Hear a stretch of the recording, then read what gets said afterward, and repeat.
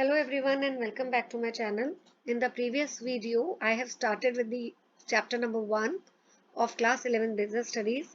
So उसी chapter को आगे continue करते हुए today I will be covering topic characteristics or it is also called as features of business.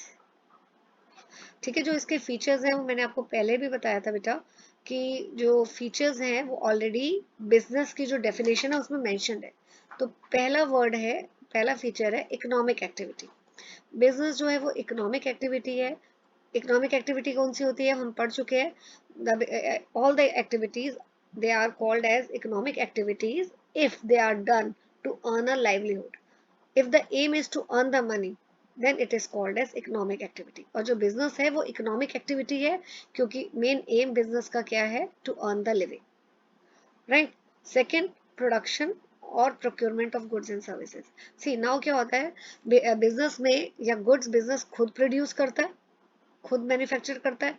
और अगर बिजनेस खुद अपने गुड्स सर्विसेज नहीं बना रहा तो इट एक्वायर्स और obtains good from other producers.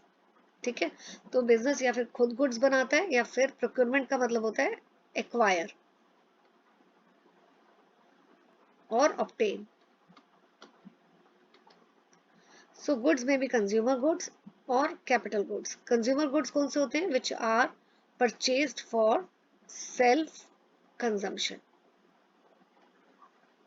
Self consumption का मतलब है for self use.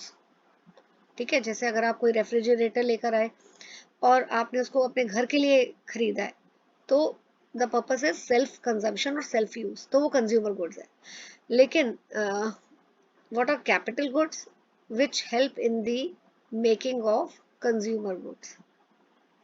So those are capital goods, जैसे machines हो गई, ठीक है, रॉ मटेरियल हो गए, ये सारे कैपिटल गुड्स है जो जिनको यूज करके हम कंज्यूमर गुड्स बनाते हैं, राइट। ओके, सर्विसेज में क्या क्या आता है बेटा, सर्विसेज में आते हैं बैंकिंग, इंश्योरेंस, वो सारी फैसिलिटीज जो हम कंज्यूमर को प्रोवाइड करते हैं। ये कौन सी सर्विसेज होती हैं वो डिटेल में आगे हम चैप्टर में पढ़ेंगे, बट अभी हम कैरेक्टरिस्टिक्स कवर करते हैं। थर्ड इज सेल और exchange of goods and services. Third feature है बिजनेस का कि इट इन्वॉल्व्स ट्रांसफर और exchange of goods and services for value. अब ये जो वर्ड है value, that is very important. See जैसे दो लोग हैं ए और बी, ए जो है वो बिजनेस बी को गुड्स ट्रांसफर करता है और इन रिटर्न बी ए को मनी ट्रांसफर करता है। तो ए के लिए क्या वैल्यूएबल है, money he is getting in return. A और बी के लिए क्या वैल्यूएबल है, the goods which he is getting. अगर वो गुड्स जो बी को मिले हैं, if they are of good quality, तो अच्छी क्वालिटी के गुड्स है वो, then it is valuable for him. So business में क्या होता है, गुड्स और सर्विसेज एक्सचेंज होते हैं for some value, right. Fourth, dealing in goods and services on regular basis. See one time अगर आप कोई भी एक्टिविटी कर रहे हो, वन टाइम सेल कर रहे हो, वन टाइम एक्सचेंज कर रहे हो, तो वो बिजनेस नहीं होता है। बिजनेस को बिजनेस तभी हम बोलेंगे अगर वो रेगुलर बेसिस में किया जाए, रेगुलर एक्टिविटी। जैसे अगर कोई हाउसवाइफ है, ठीक है, और she has sold the newspaper for a sum of 500, तो क्या आप उसको बिजनेस बोलोगे? उसके घर में न्यूज़पेपर्स इकट्ठे थे और उसने उसको सेल कर दिए, तो it is not a business because it is only one time activity, it is not a regular activity, right. अगर यही न्यूज़पेपर कोई पर्सन रेगुलर बेसिस में सेल कर रहा हो, then it may be classified as a business. Another example you can say, अगर कोई person जो है वो रेडियो सेट उसने अगर सेल किया, उसके घर में एक रेडियो सेट पड़ा था और उसने वो रेडियो सेट किसी को बेच दिया, तो वो बिजनेस एक्टिविटी नहीं कहलाया जाएगा क्योंकि it is not a regular activity. लेकिन अगर अनदर पर्सन इज देयर और वो भी रेडियो ही सेल कर रहा है लेकिन रेगुलरली कर रहा है फ्रॉम हिज शॉप और फ्रॉम एनी अदर प्लेस, तो it will be a business activity क्योंकि वो रेडियो ही is selling every on a regular basis, no profit earning, business का मेन एम क्या है, अर्न करना प्रॉफिट। अनसर्टेनिटी, ओके, देखो प्रॉफिट अर्न करना तो बिजनेस का एम है, लेकिन there is always a possibility of less amount of profit और लॉस, लॉस के भी चांसेस है, आपका प्रॉफिट रेगुलर स्टेबल रहे ऐसा सर्टेन नहीं है। सो एक अनसर्टेनिटी बनी रहती है कि प्रॉफिट हो भी सकता है और लॉस भी हो सकता है, right. Then element of risk, risk, there's a possibility of uncertainty of earnings, it is very much related to this wala point number 6. So there's uncertainty of earnings, there may be earnings, there may be loss, तो एक risk इसलिए हमेशा रहता है। तो business में profits भी है, रिवॉर्ड भी है और रिस्क भी है, प्रॉफिट को हम रिवॉर्ड भी बोलते हैं, okay. So there is reward as well as there is risk. तो ये देखिए बेटा, ये जो थे बच्चे point number 1, point number 2, point number 3 and point number 4, ये 5, ये सारे आपके बिजनेस की जो डेफिनेशन हमने शुरू में की थी उसी में ये कवर्ड है features. Now what are the objectives of business, business के ऑब्जेक्टिव्स क्या है? First is market standing. अब what is market standing? Marinating goodwill and reputation is a paramount to succeed and prosper. So business के लिए ऐसी competition बहुत है आज मार्केट में, तो बिजनेस जो है वो लॉन्ग टर्म कैसे सरवाइव कर सकता है अगर उसकी गुडविल और रेपुटेशन मार्केट में अच्छी है। सो वो कैसे बिल्डअप हो सकती है? बिजनेस का मेन एम, मेन ऑब्जेक्टिव क्या है? To build the goodwill and reputation in the market. और वो कैसे पॉसिबल है? अगर business quality product, good quality products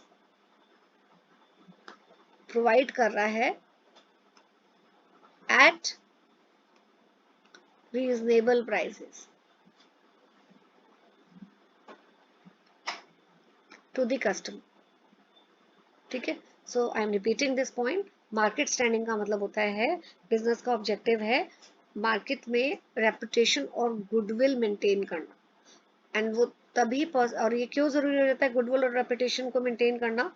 क्योंकि to thrive in the competitive environment, बहुत कंपटीशन है मार्केट में और कंपटीशन बहुत सारे कॉम्पिटिटर्स हैं, आप मार्केट में तभी सरवाइव कर पाओगे अगर आप अच्छी क्वालिटी का प्रोडक्ट कस्टमर्स को दे रहे हो और वो भी रीजनेबल प्राइस में। तो इन अगर आप ऐसा करते हो तो बहुत आसान हो जाता है बिजनेस के लिए गुडविल और रेपुटेशन को मेंटेन करना। Second, innovation. इनोवेशन का मतलब क्या है? इंट्रोडक्शन ऑफ न्यू आइडियाज और methods in the way something is done और मेड।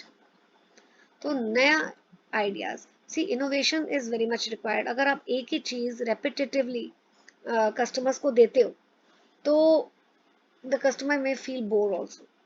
सो बहुत ज़रूरी है कि आप अपने प्रोडक्ट को में इनोवेशन लाओ, चेंजेस लाओ, ताकि customer may feel attracted to that thing. और आप कंपटीशन तभी आप फेस कर पाओगे और सरवाइव कर पाओगे कॉम्पिटिटिव मार्केट में अगर आप अपने जो प्रोडक्ट्स हैं उसमें चेंजेस ला रहे हो, इनोवेशन ला रहे हो।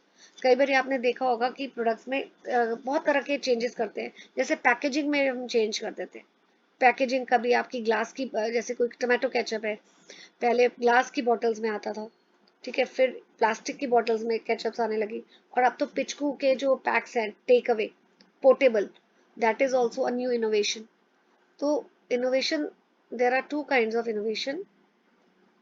फर्स्ट, इनोवेशन इन प्रोडक्ट और सर्विस, जो आपका प्रोडक्ट है उसमें चेंजेस लेकर आना, या innovation in various skills and activities needed to supply product and services. Second point का क्या मतलब है?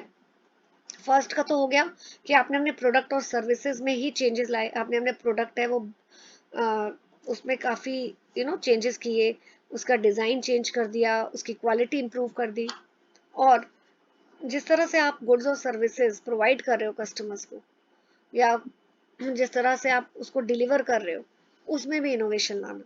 जैसे पहले क्या होता था, अगर कस्टमर को गुड्स खरीदने होते थे तो उसको शॉप में जाना पड़ता था, तो अब ऑनलाइन भी वो फैसिलिटीज प्रोवाइड की जा रही है। So there are different ways by which the goods are provided to the customer. So innovation is very much important. in order to survive in the market. Then third is productivity. Productivity आप कैसे पता लगता है कि productivity है, आप जो भी काम कर रहे हो एफिशिएंट है या नहीं है? By comparing what, value of output with the value of input. Input क्या होते हैं? वो रॉ मटेरियल जिससे गुड्स एंड सर्विसेज बनते हैं, और आउटपुट क्या होता है? वही गुड्स एंड सर्विसेज, उसको हम आउटपुट बोलते हैं। अगर value of output is more than the value of input, तो हम क्या बोलते हैं कि देयर इज एफिशिएंसी। तो बिजनेस को हमेशा एम करना चाहिए टू अचीव ग्रेटर प्रोडक्टिविटी। आप अपने रिसोर्सेज को अच्छी तरह यूज करो, अवेलेबल जितने भी रिसोर्सेज है उनको बहुत ऑप्टिमली बेस्ट वे में यूज करो, ताकि जो एफिशिएंसी है you are able to achieve that efficiency, right? Okay, then physical financial resources. Physical financial resources, it means what is physical resources? Physical resources होते हैं plants, machineries etcetera. Financial resources कौन से हो गए? Funds which are required. हर business को funds चाहिए होते हैं गुड्स बनाने के लिए। तो बिजनेस का क्या एम होता है? फाइनेंशियल एज वेल एज, ये financial as well as physical resources, इनको एक्वायर करना, ताकि अगर ये रिसोर्सेज होंगे तो ही फर्म जो है स्मूथली बिना इंटरप्शन के गुड्स और सर्विसेज बना पाएगी। जस्ट इमेजिन द सिचुएशन, अगर फर्म के पास फंड्स नहीं है, ठीक है, पैसा नहीं, तो वो गुड्स एंड सर्विसेज कैसे बनाएगी? इसलिए बहुत एम क्या है बिजनेस का? फंड्स को एक्वायर करना, ये financial resources, physical resources, machine को एक्वायर करना, ताकि काम स्मूथली होता रहे। Then next aim is to earn profit. ठीक है, तो प्रॉफिट जो है it is earned on the capital employed and it is very much important for survival and growth. देखो एक मैं आपको टर्म बता देती हूँ, जीपीएस। बिजनेस का क्या एम होता है? ग्रोथ, प्रॉफिट अर्न करना और लॉन्ग टर्म सर्वाइवल। अब प्रॉफिट्स क्यों जरूरी है?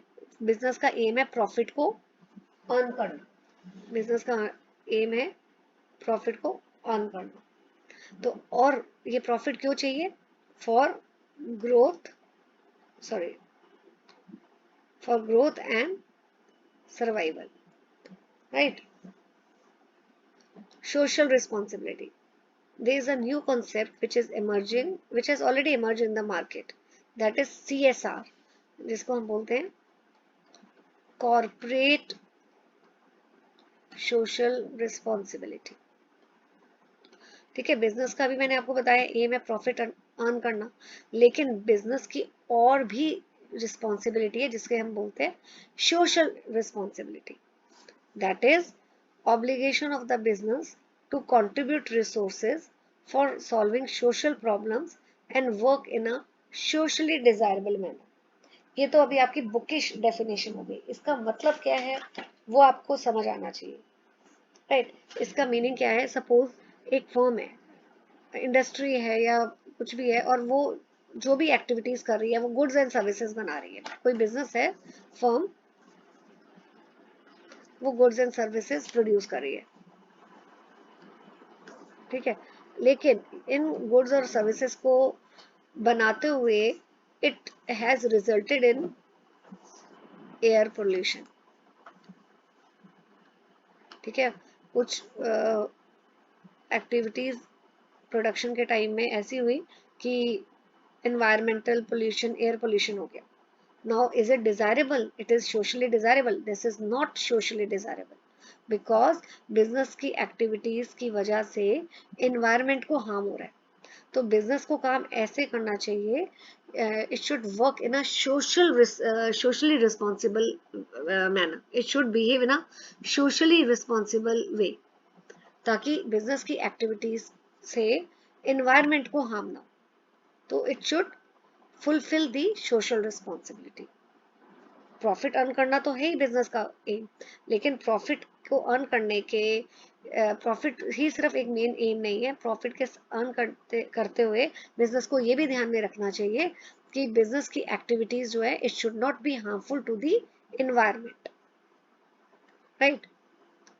Okay, so today we have covered two topics. First is characteristics of business, right? And second is objectives of business. In the next video I'll be continuing with the remaining topics. Till then, keep learning. Please hit the like button, subscribe to my YouTube channel and share the content with your friends. Thank you.